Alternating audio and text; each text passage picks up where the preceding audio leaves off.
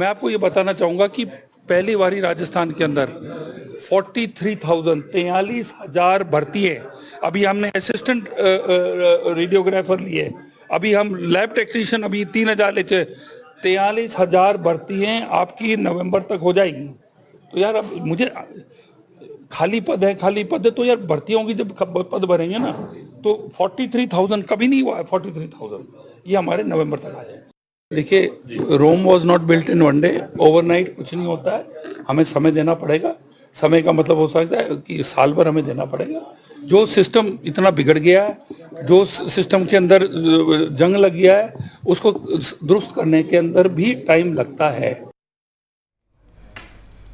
और इसी पर मेरे साथ ज़्यादा जानकारी लिए सहयोगी नासिर इस वक्त मौजूद हैं। नासिर, हमने सुना यहाँ पर स्वास्थ्य मंत्री खीवसर को कह रहे हैं Rome was not built in one day, at least 1 साल का वक्त हमें लगेगा व्यवस्था को सुधारने में। इसके अलावा भर्तियों की अगर बात कर ली जाए तो 43,000 भर्तियां भी की जाएगी, इस बात का उन्होंने भी जिक्र किया है। और क्या कुछ खास रहा?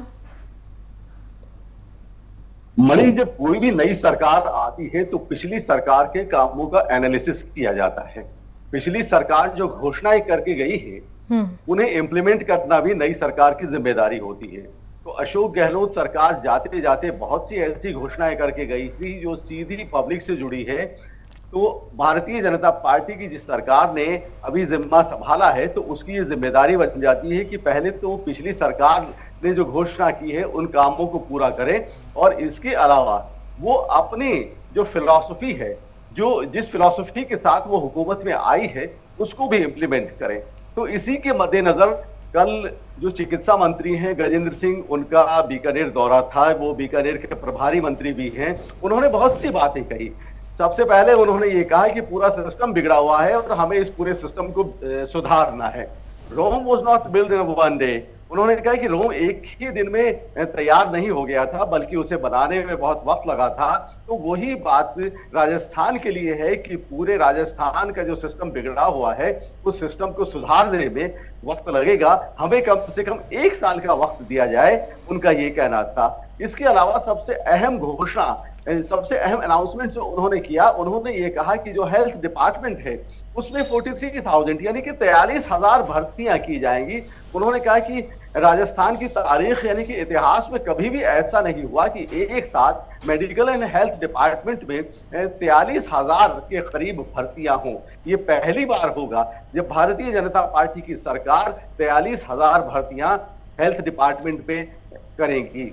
और इसके अलावा जो 48 सौगातें मिली हैं, बीकानेर में डीपीआर और दूसरी प्लानिंग बनाने के भी उन्होंने निर्देश दिए हैं। और उन्होंने तमाम जो डिस्ट्रिक्ट लेवल ऑफिसर्स हैं उनके साथ उन्होंने मीटिंग की और एक एक ऑफिसर से उन्होंने फीडबैक लिया कि सीएम ने जो अनाउंसमेंट किए हैं बजट के दौरान, जो भारतीय जनता पार्टी की सरकार की तरफ से अनाउंसमेंट हुए हैं राज्य के डेवलपमेंट को लेकर, खासतौर से बीकानेर के डेवलपमेंट को लेकर, उसकी प्रोग्रेस क्या है, उन्हें किस तरीके से इम्प्लीमेंट किया जा रहा है, ये तो उन्होंने तमाम अधिकारियों से फीडबैक लिया। और इसके अलावा उनके सख्त डायरेक्शन भी थे कि जितनी अनाउंसमेंट हुई है उन सब को जल्द से जल्द इम्प्लीमेंट किया जाए।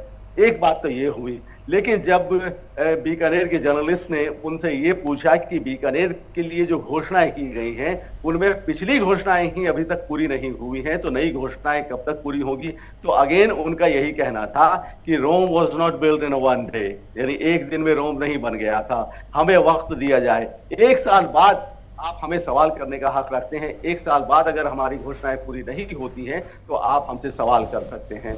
लालगढ़ रेलवे पुल की भी बात उनसे चली तो उन्होंने कहा कि उसकी हम एनालिसिस कर रहे हैं और वो भी जल्द ही शुरू कर दिया जाएगा। इसके अलावा जो सबसे बड़ी समस्या है बीकानेर की, शहर के बीचों बीच गुजरते हुए रेलवे फाटक, उन पर भी बात हुई तो उन्होंने कहा कि उसका प्लान पूरा तैयार है और जल्द ही उसका इम्प्लीमेंटेशन भी शुरू हो जाएगा। जी मणि, बिल्कुल।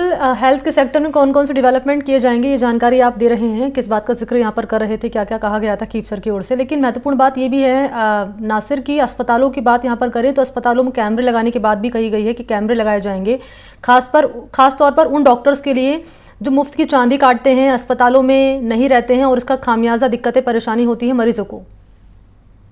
जी, उन्होंने ये भी कहा कि जो गवर्नमेंट हॉस्पिटल्स में मेडिकल ऑफिसर्स और नर्सिंग ऑफिसर्स हैं वो अक्सर देखा गया है कि वो अपने चैम्बर्स में नहीं मिलते।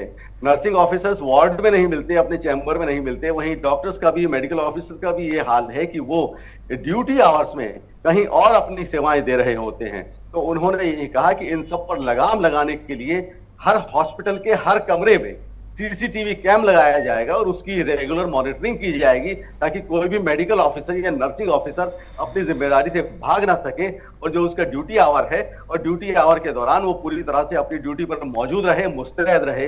एक बात उन्होंने ये कही।